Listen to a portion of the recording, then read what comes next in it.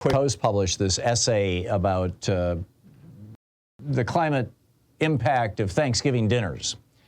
It was by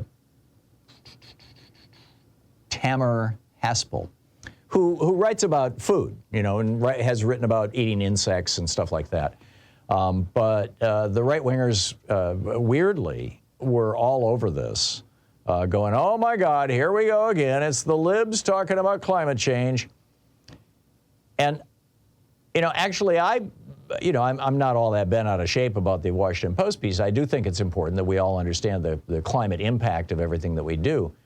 But what makes me crazy is when we criticize ourselves or each other for kind of climate microaggressions, you know, when what we, you know, when it's not, there's almost nothing you and I can do to alter our behavior in a way that will actually affect other than engaging in politics, because these are decisions that are made at the level of politics. They're macro decisions.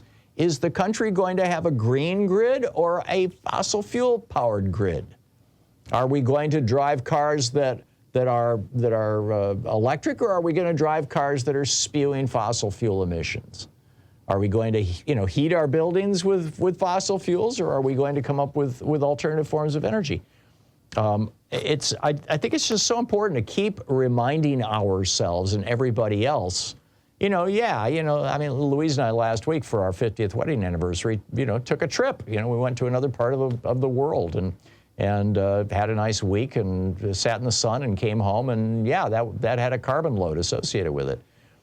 But the impact of that was nothing compared to the impact of my encouraging people to get the Inflation Reduction Act passed, which is going to produce a huge impact on the amount of CO2 that is produced in the United States. So if you're traveling for the holidays or whatever, don't beat yourself up. Get active. Engage in politics. That's the pivot point. That's the pressure point. That's where we can actually make change.